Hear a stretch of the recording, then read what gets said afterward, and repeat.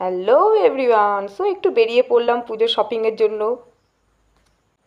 এদিকে আমার বান্ধবীর টিকিটটাও কেটে নিল আর আমি হাঁ করে ভিডিও ফাইনালি হাঁটতে শুরু করলাম। স্টেশনে পৌঁছে গেছি। তো আমাদের মসন্তপুর স্টেশন। সন্ধ্যাবেলা চা না হলে একটু হয়, আর স্টেশনে আসা মানে আমার চায়ের নেশা, ভীষণই চায়ের নেশা, এত চায়ের নেশা লেগেছিল কি বলবো।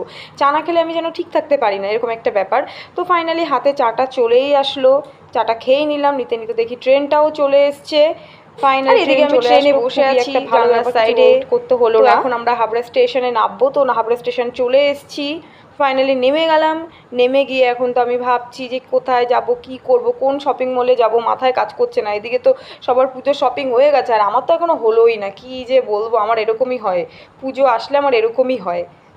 তো যাই হোক, মলের দিকে যাচ্ছি, শপিং মলে কোনটায় যে যাবো মাথায় কাজ করছে না। তো ফাইনালি ঠিক মতন হাঁটতে পারছি না, ঠিক মতন ভিডিও ক্যামেরা করতে পারছি না। আর পুজো মানেই তো ভিড়, তাই না? স্বাভাবিক, পুজো মানেই তো ভিড় হওয়াটা স্বাভাবিক, তাই না?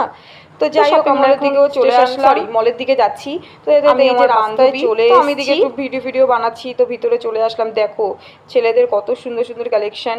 তো আমার বান্ধবীর ওই শপিং মলে কোনো কিছুই পছন্দ হলো না, চলে আসলাম বিশালে। তো জয়গাছির মোড়ে হাবড়া, তো বিশালে চলে আসলাম। এখানে দেখি এখন বান্ধবী কি কি পছন্দ করে। আমার বান্ধবীর বরের জন্য ফাইনালি এখন jeans pant, cargo jeans, shirt T shirt দেখছেন। এদিকে আমি একটু ভাবটাপ নিয়ে নিচ্ছি আয়নার সামনে, মানে আয়না দেখলে মেয়েরা থাকতে পারে না, একটু তাকাবেই। এদিকে অবশেষে আমিও দুটো জিন্স, চারটে টপ নিয়ে চলে এসেছি ট্রায়াল দিতে করে। বাস টাটা, বাড়ি চলে আসলাম।